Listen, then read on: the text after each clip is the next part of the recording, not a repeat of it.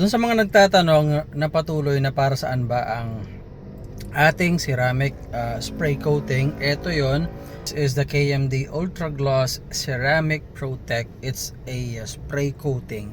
Ginagamit natin sa paint surfaces ng mga motor natin at kotse. It could be matte painted or glossy painted. So pagka matte, pinapatingkad lang yung pagka-matte niya. Pag glossy naman, mas tumitingkad, mas kumikinang yung kintab ng isang glossy paint surface. Advisable ginagamit ito using a microfiber towel. Meron tayong stock niyan. Advisable na gagamitan natin siya ng proper na microfiber towel. Huwag ang basahan like yung mga damit na may mga botones, mga ganon, o even yung mga pantalon o may mga zipper, yung mga lumang basahan natin. Huwag na huwag yun kasi baka makasira lang sa paint ninyo, no? Mabilis siyang i-apply using the microfiber towel. Comes with the sprayer. Pagka marireceive nyo, ganito siya, kulay orange.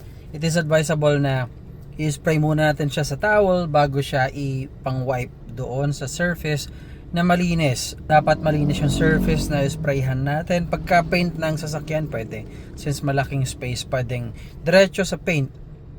Pero pagka sa motor, I suggest talaga na gamitin natin ay microfiber towel. Doon spray muna bago i-wipe. Bilhin nyo lang to sa halagang 459 pesos sa ating Shopee account. So, ililink ko dito sa video natin.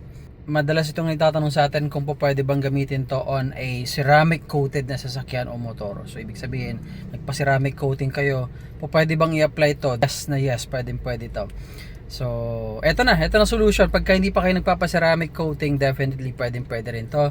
Guys, this is a spray no that is infused or may halo siya, ibig sabihin ng ceramic, kaya ceramic spray coating siya. Alternative sa ceramic coating talaga na mas mahal at mas mahirap i-apply. Ito, napakadali, very easy to apply. Spray mo lang sa basahan or pagka kotse, again pwedeng diretso dun sa paint surface pagka medyo wide ang surface.